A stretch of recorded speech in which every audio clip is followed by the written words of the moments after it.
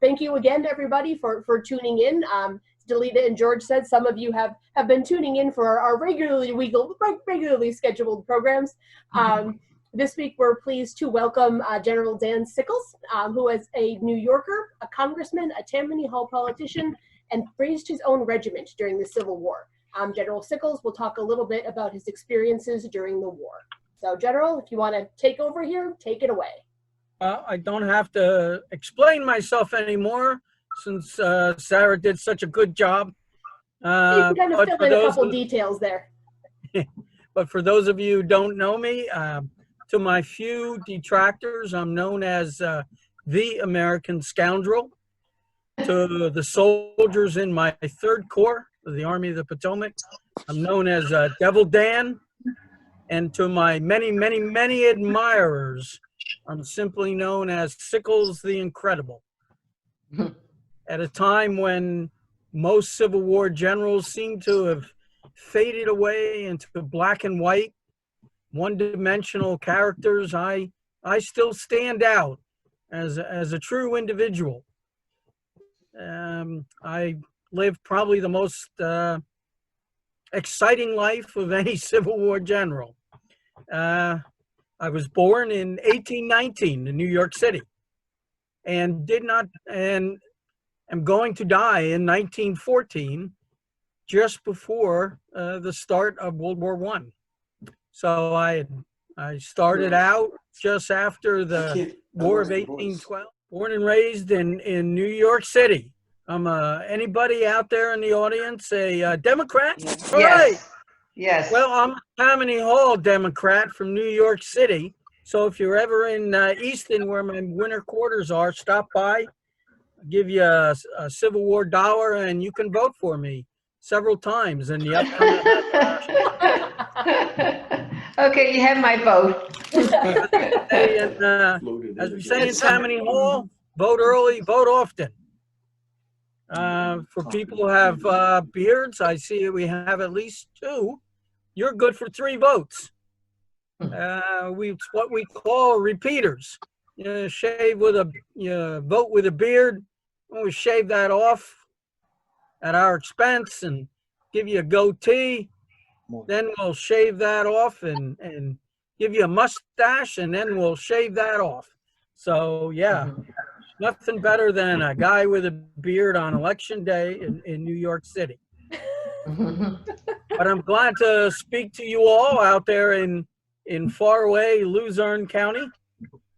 Oh, I'm sorry, Lackawanna County. See, in 1864, you were still part of Luzerne County. So I get confused sometimes over my counties. Good to see a good Democratic district out there. Particularly, I'd like to commend the soldiers from Luzerne County who've been awarded the Medal of Honor in the War of the Rebellion. First Sergeant DeLacy was awarded the Medal of Honor at the Wilderness. He served in the 1st Corps. James Rutter from Wilkes-Barre at McPherson Woods at Gettysburg. So I'm here today to try to fill the shoes of General Gibbon, who has another engagement somewhere, not sure quite where. But I was glad to step in today and discuss my experiences, but more important, to answer your questions about the War of the Rebellion, if I can. I'm a Corps commander, so I know a lot about what went on during the war.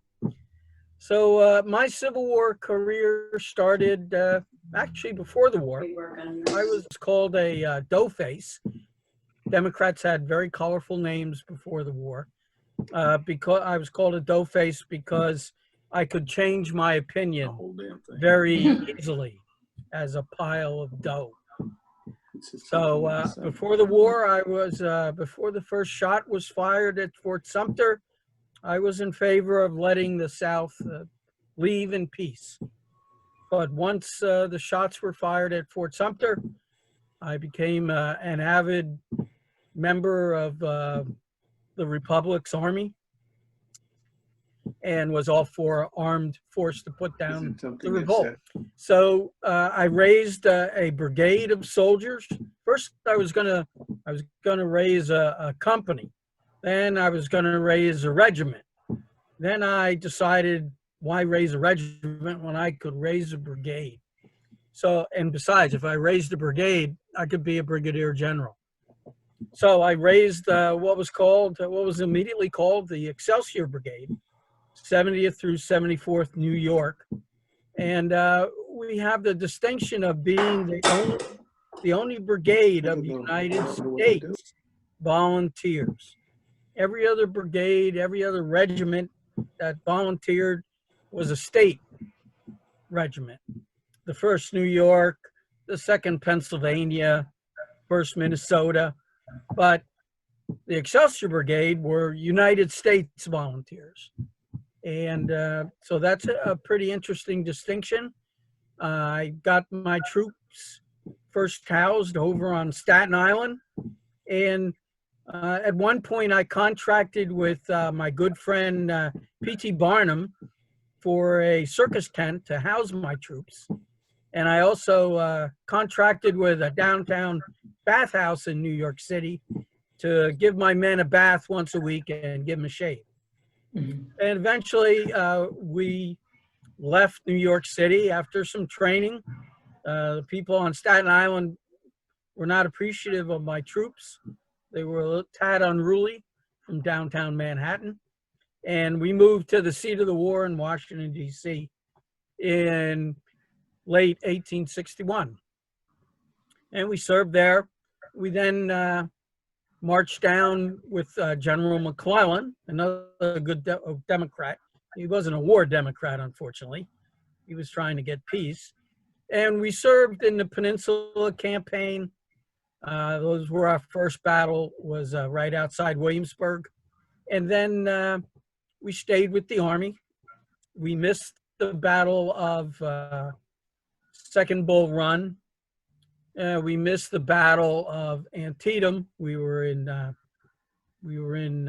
Washington, D.C., or Washington City, as we call it, but made it back to the Army for the Battle of Fredericksburg, where I was actually commanding a division that went to the aid of General Meade's division at the south end of the Battle of Fredericksburg on December 13th, 1862. Soon after the battle, my good friend, General Hooker, took over from the lamented General Burnside, and General Hooker made me commander of the 3rd Corps of the Army of the Potomac. Probably the best corps in the Army of the Potomac. The divisions that I inherited, 2 of them, one was Hooker's own division, and the other one was General Phil Kearny's original division, which is where the red patch comes from. In fact, Kearny's division. So at the Battle of Chancellorsville, most people don't realize it, but the 3rd Corps suffered the most battle casualties in that engagement. We started the battle as the 3rd largest corps in the Army of the Potomac.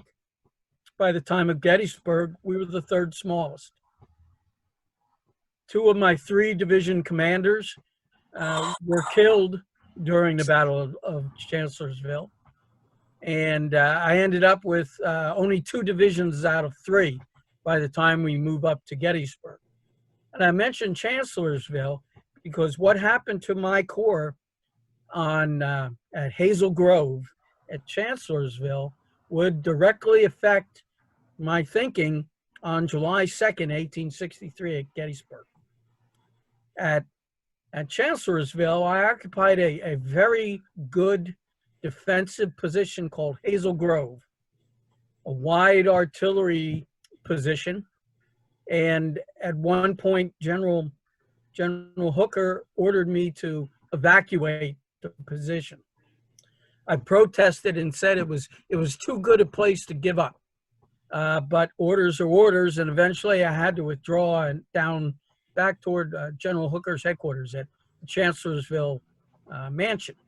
As soon as I did that, Confederate artillery, about 30 cannon, promptly moved up to Hazel Grove and caught the Union positions around Chancellorsville, the building itself, in a murderous crossfire, and made our army pretty much retreat back across the Rappahannock.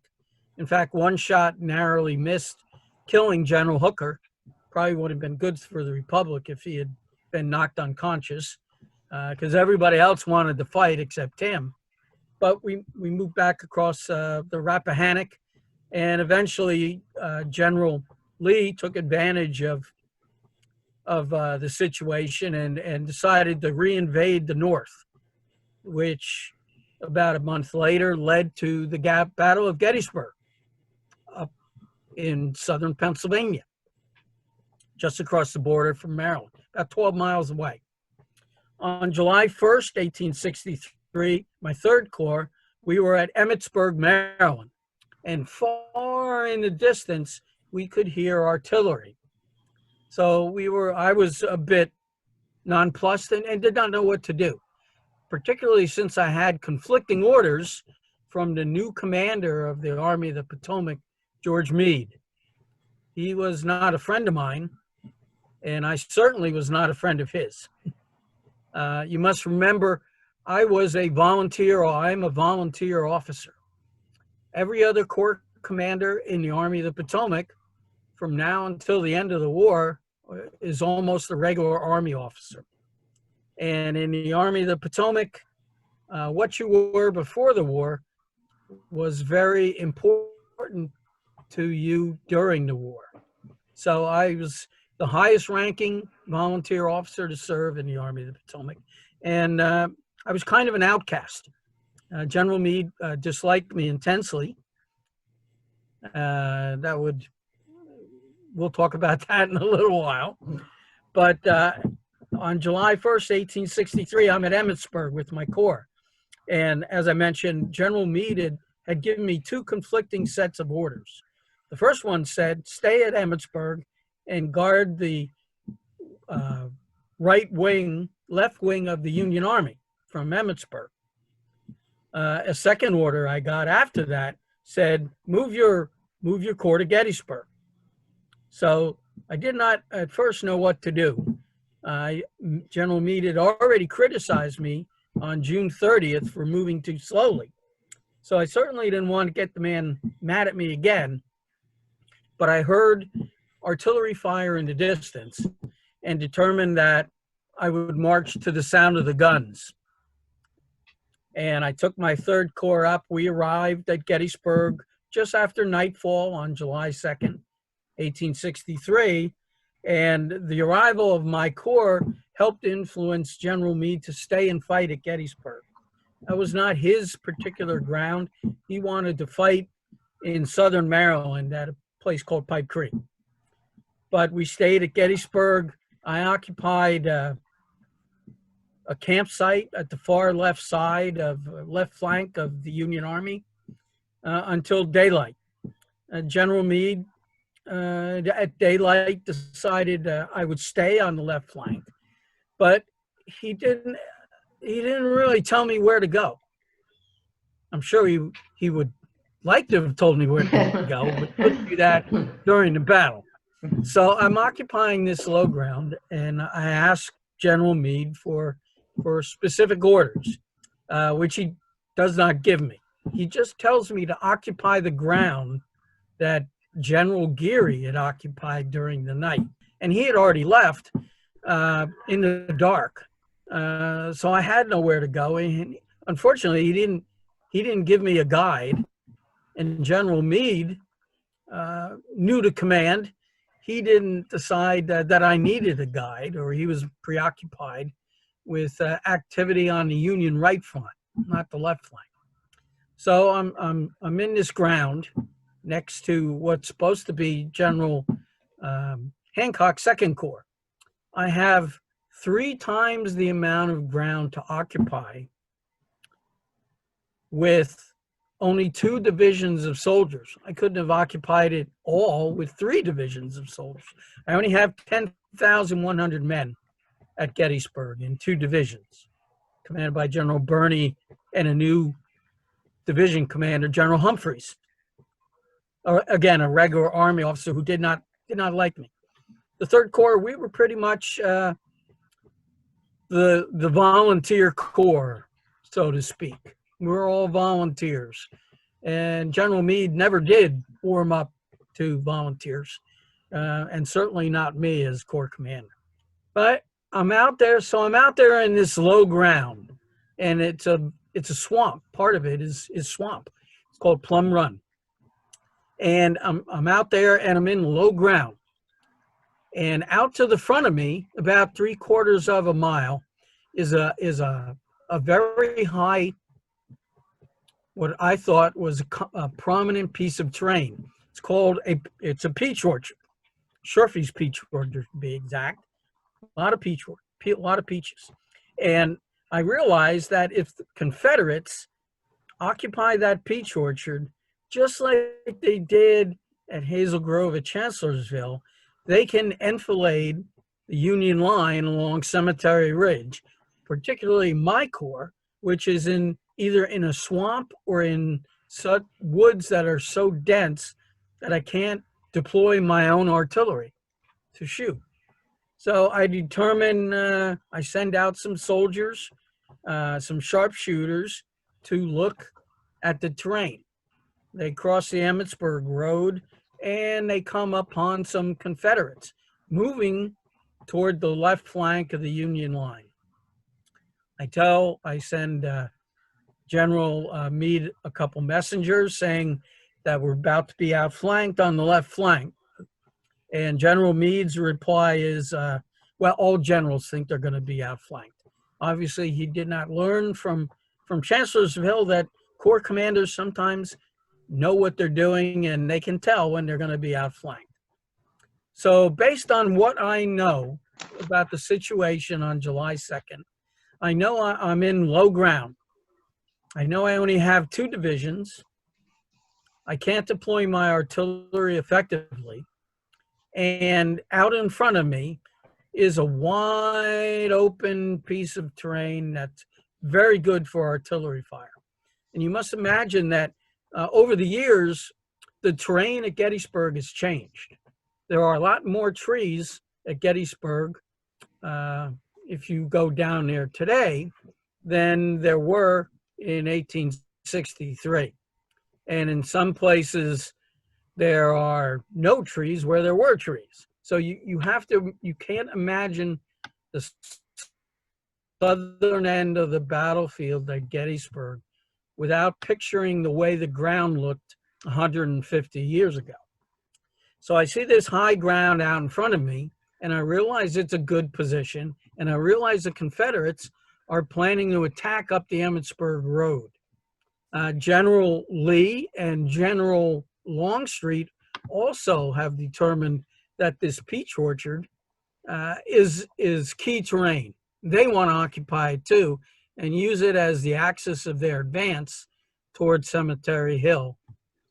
And I beat them to the punch, so to speak. I move my corps forward and we occupy ground from what's called the Devil's Den, a very prominent terrain feature, all the way along the Emmitsburg Road to close to a place called the Cadore Barn. And people have said, well, you moved your corps out and they're not anchored on any prominent terrain features. Well, either they've never been to Gettysburg or they don't like me, because Devil's Den is a very good defensive point, and just off to its southern tip is a stream called Plum Run. It's more of a stream now, and a big covered mountain called Big Round Top. Next to it is another hill called Little Round Top, but it's only halfway timbered. The western face has been clear cut the year before. General Meade does not tell me to occupy this Little Round Top, or locally known as Sugarloaf Hill, or the Big Hill. And it's not going to do me much good anyway, with the weapons of the time and the way that the terrain is situated. It will only hold 6 cannon anyway. Actually 4 cannon, not even 6, from one battery. So it's not really much good to me. So I have my corps all the way out in the peach orchard. And I finally, I've sent many aides back to ask for help. I even come myself, tell General Meade to come out. He's too busy with the right flank of the Union Army, which he thinks is going to be attacked. He's discounting entirely what I'm saying about the left flank. Eventually, he sends out his chief of artillery, a very good staff officer named General Henry Hunt, who comes out, looks at the position and says, yes, it's a very good artillery position, but I don't think you have enough infantry to hold it. But I'll send you some more troops. So he sends more cannon, occupy this ground, and I force General Longstreet to deploy his artillery, which he was planning to use in an attack on Echelon up toward Cemetery Hill and Ridge. And we get into a vicious cannonade. Artillery, the Confederate artillery commander at the point says that was even worse artillery fire than I experienced at Antietam, which was known to the Confederates as artillery hell.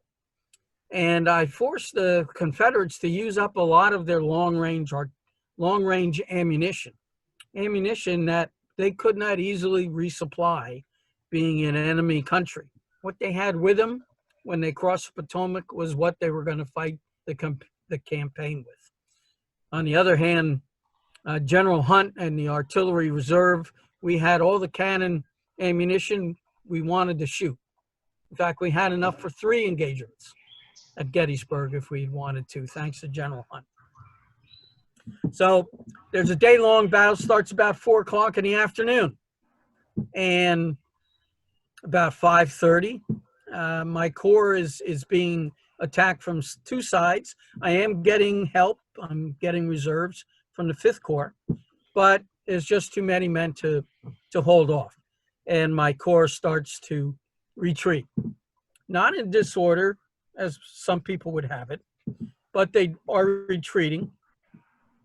I'm near my headquarters, near the Trossel Farm, and a 12-pound round shot sails over the head of my troops and just barely touches my right leg, but it totally shatters the leg. It's just hanging there in its boot. So I fall off my horse. A soldier comes by, running by. I ask him to stop the bleeding. He takes a strap off his knapsack, ties it around my upper right thigh, well enough to stop the bleeding that I don't don't bleed to death on the battlefield itself. My aide goes and gets a stretcher and an ambulance through a hail of artillery fire, and the word goes out to my soldiers who are passing by that I've been killed. Well, I don't want my troops to be disheartened, so I asked my aide for a cigar. A big cigar. And as they put me on my stretcher, I have him light up my cigar, and as I'm being carried off the battlefield, I'm smoking my cigar so that my soldiers know that I'm not dead, which I thought was a pretty good point, which is actually part of the reason I will be awarded the Medal of Honor for my actions at Gettysburg on July 2nd, 1863. So I'm carried back to a house, and what's left of my right leg is promptly amputated. I have some good medicinal whiskey to help me ease the pain. And while I'm laying there, most legs and arms that were amputated were just thrown out windows or thrown in piles for eventual disposal. Well, I'm a Corps commander, and my leg is pretty damn important. So I had realized that the Surgeon General of the Army was looking for interesting specimens of war wounds to train doctors. And I could think of no better specimen for these budding surgeons to look at than the amputated right leg of the Corps commander of the 3rd Corps of the Army of the Potomac. So I had my aide actually go and retrieve my leg, and we put it in a small box, looked like a coffin. And when I was carried back to the nearest railhead in Westminster, Pennsylvania, carried along with me was my leg in the wooden box. And when I got to Washington, D.C., I was being carried in a house near the White House, the president's mansion. And the first person who visits me is my good friend, Abraham Lincoln. As I'm being carried up the stairs, he had heard I was coming into town, and he comes up to see me.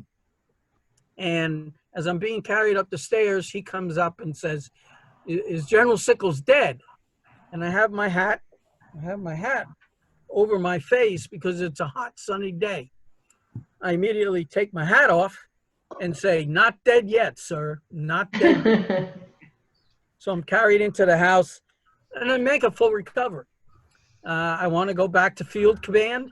Unfortunately, General Meade will see to it that I'm not reinstated in Corps command, although there are many generals in the Army, North and South, who fought with distinction after losing an arm or leg. I can think of no better example than General Howard of the 11th Corps of the Army of the Potomac, who fought the war without an arm, and Phil Kearny, who fought the war without the matching arm of General Howard's. Numerous Confederate generals and Union generals. But General Meade, again, I was a volunteer officer, and I was not going to be reinstated in the Corps command. So I for the rest of the year or war, I served on special assignment for President Lincoln, mainly in South America. After the war, I'm appointed military governor of the 2nd District of Reconstruction, which consisted of North and South Carolina. In South Carolina, I angered the locals because I kept black soldiers armed and enforcing the peace. And I made sure they were part of the South Carolina legislature, which angered everybody. And eventually I was removed. I also served a term as sheriff of New York City. I went back to Washington, D.C. as a congressman. I served before the war. I was also ambassador to Spain. In fact, a book is written about me called Dan Sickles, the Yankee King of Spain, where it was rumored I was a lover of Queen Isabella of Spain, who had been exiled to Paris. I've tried to start a Mexican war twice, once before the War of the Rebellion and once before the Spanish-American War. Neither time it worked out, but eventually the President Theodore Roosevelt saw the light, and President McKinley saw the light, and we declared war on Spain over Cuba. Again, I lived until 1914. I was married twice, although my second wife refused to come back to America with me when I was recalled from being ambassador because she said I had too many girlfriends and she wasn't leaving Spain. So I stayed in New York City. I was also head of the New York Monuments Commission at Gettysburg. And while I was in Congress, it was my idea, my map, that created Gettysburg National Military Park, second one in the nation after Chickamauga and Chattanooga. So, in fact, my map that I pasted out on my one leg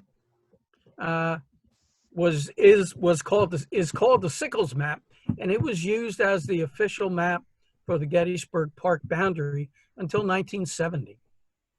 So pretty good long run there. So that's pretty much me in a nutshell.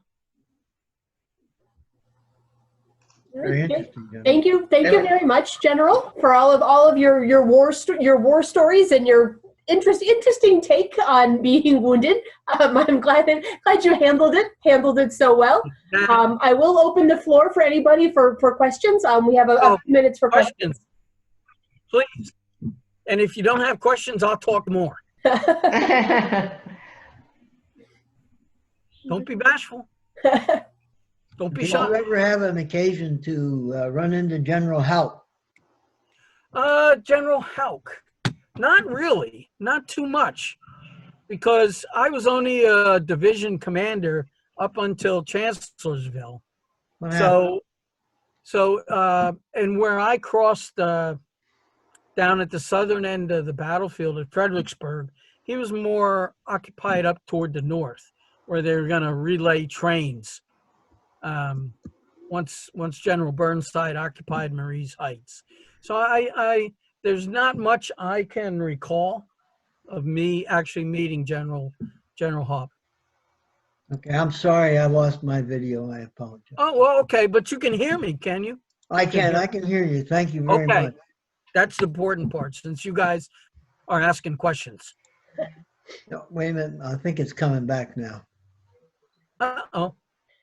General, since you mentioned being a scoundrel, I have to ask. I understand you had a bit of a confrontation with one of your wife's lovers in Washington. Well, yes. I'll give you an idea. That's not why I'm called a scoundrel, by the way. But anyway. Oh, there's more. Okay. I left this part out because it happens to be it can turn out to be a very long story. But my first wife, Teresa. She was much younger than me. I was 33 when I married her. She was only 16 in 1852. In fact, I knew her when she was a baby at my adopted parents' house, the DuPonts, who were also very fascinating characters. My quasi-father-in-law happened to be a Catholic priest who was married, who had 4 children, who had been excommunicated by the Pope, and also served as Mozart's librettists and wrote the words and score for the Marriage of Figaro. And he also introduced spaghetti to New York City. So it was a fascinating family that I spent time with. I learned to speak Italian. I learned to speak Spanish, German, and English. But when my wife was a brand new baby, I used to hold her on my knee. I was 16 years old. Little did I know I would marry her 17 years later. And reputedly, she was, when I brought her down to Washington, D.C., she was the prettiest young lady in Washington. Everybody liked her, the belle of the ball. And I introduced her to my good friend, the district attorney for Washington City, and his name happened to be Philip Barton Key. Key is the name. It's key that you remember that name. Why do you think it's key? I don't know. The song is Philip Francis Scott Key. Francis Scott Key is Philip Barton Key's father. Wow. Oh. So Philip Barton Key is reputed to be the most handsome man in Washington City. And as a politician, I'm away a lot. And unfortunately, my good friend in Washington City, Philip Barton Key, ends up having an affair with my young and impressionable wife. And they end up having some assignations up on 15th Street, off Vermont Avenue. And like everything else in Washington, everyone knows what's going on but the goat.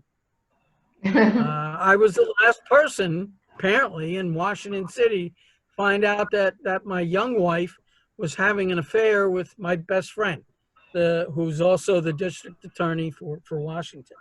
And as district attorney, he usually went around the city armed because you never knew when he might run into a criminal or have to arrest someone. So one Saturday night, I find a letter on my doorstep addressed to me saying that my wife is having an affair with with Philip Barton Key.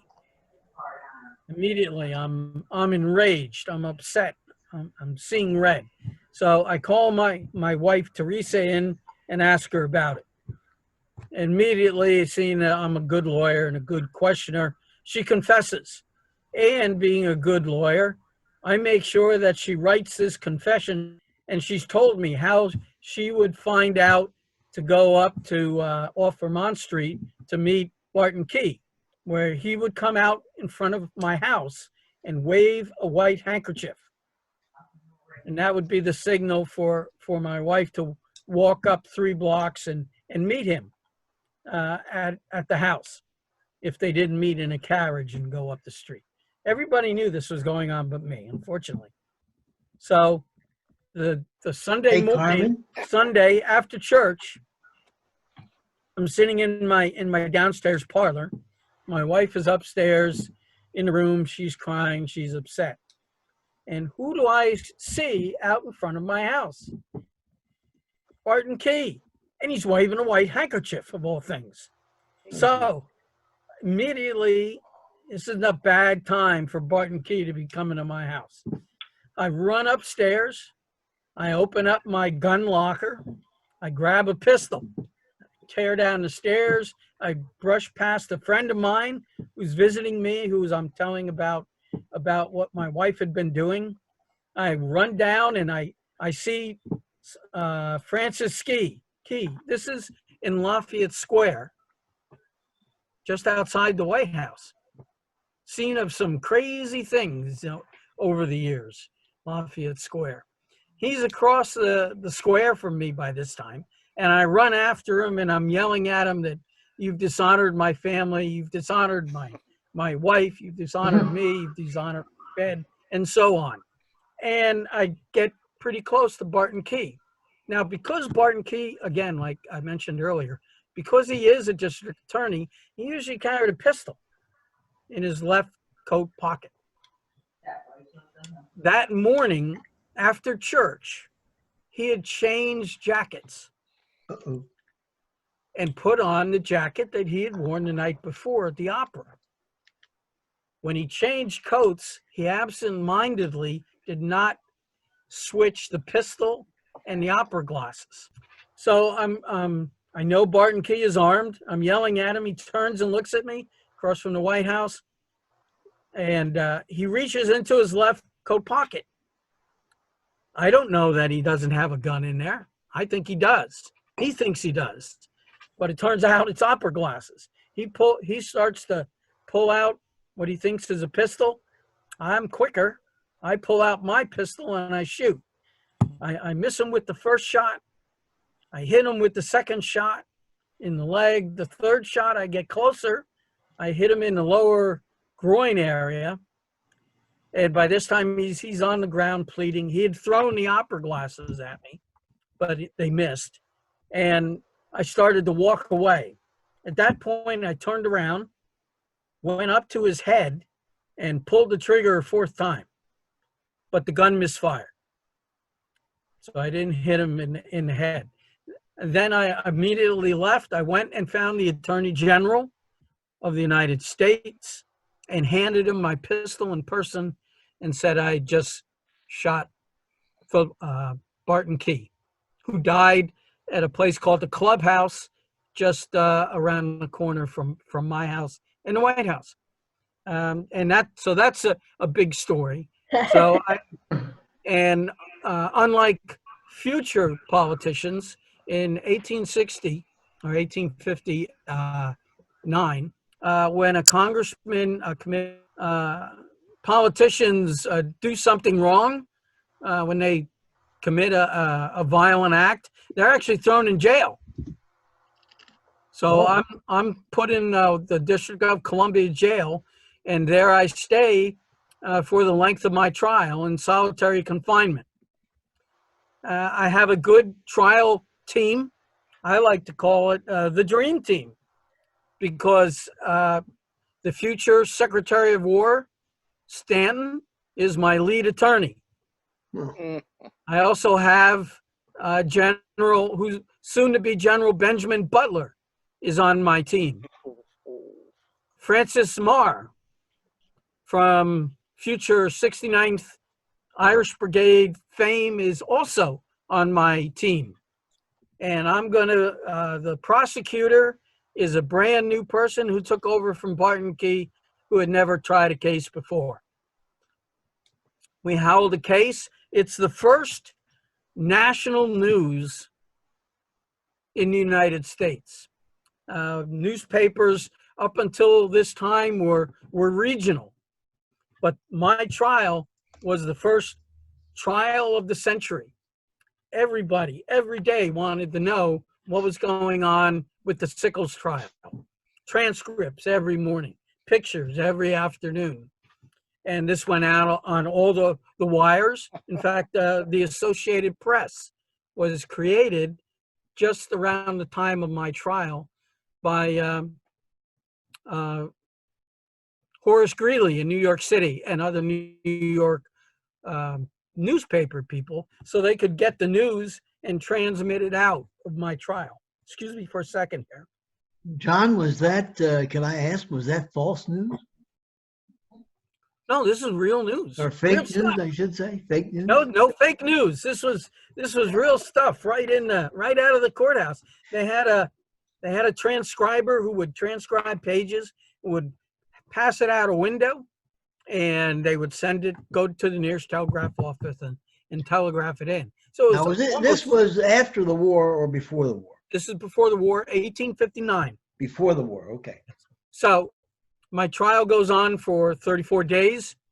I'm in jail the whole time while this is going on. No one's allowed to see me, but my defense attorney, one at a time. And a jury of my peers goes, and they're all good single gentlemen, because the people in Washington City thought that no married man would be able to render a fair verdict. So they're all 12 good, honest men in the jury. And part of my defense, which apparently is the first time it's been used, was lawyer Stanton came up with temporary insanity. That because I was so upset on the Sunday morning when Barton Key was outside my house waving that white bandana, that I temporarily lost my mind and didn't know what I was doing. When I ran upstairs, got the gun, ran outside, accepted as the defense. I only did what a good husband would do. That I shot the dastardly man who was defiling my family life. This was a southern city. Washington, D.C. was southern.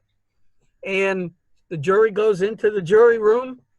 30 minutes later, they come out with a unanimous not guilty. And everyone in the packed courtroom, including the jury members and the judge, stand up and give me a standing ovation. And I'm set. Oh my God. I don't think that happens today. Whatever happened to your wife? So, and everyone accepted me back into the fold.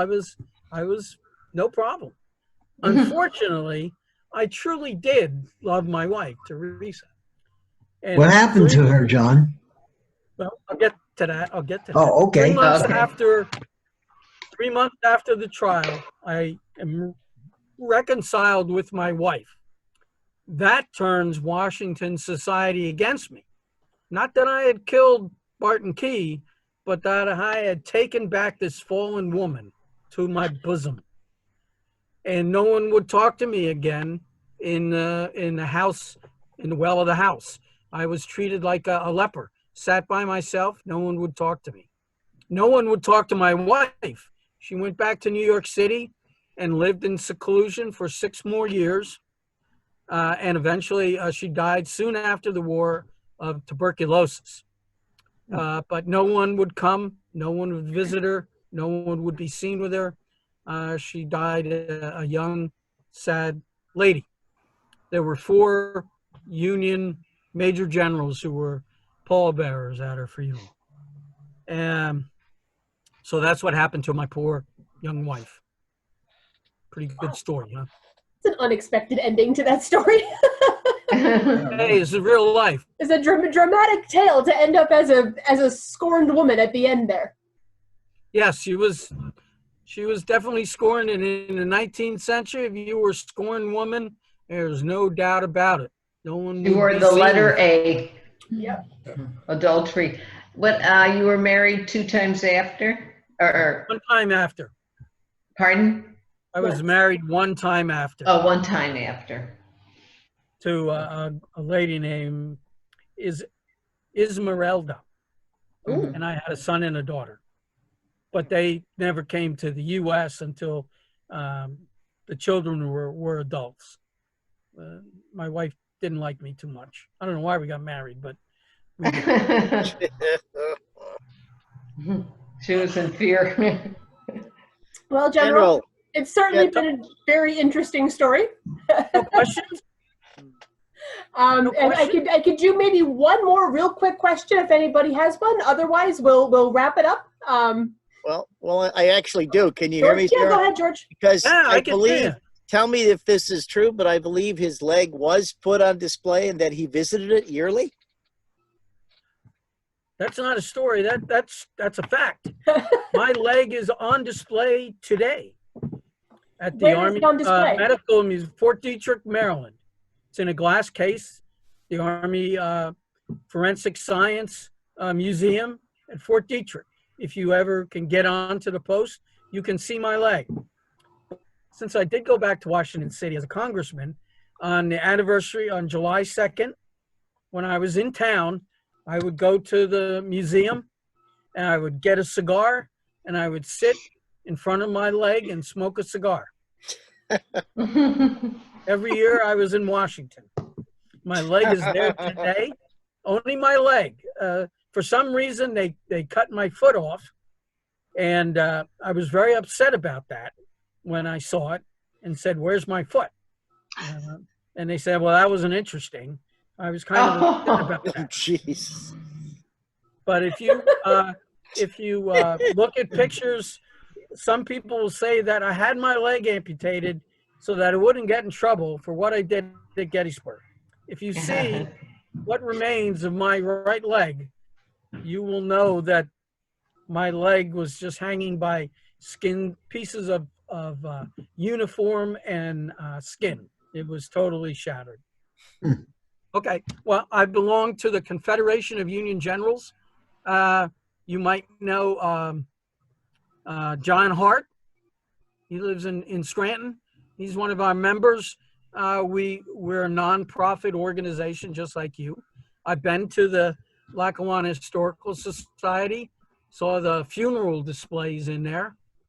I didn't see Francis Scott or Barton Key's head, and I didn't see my leg, but other than that, it was very interesting.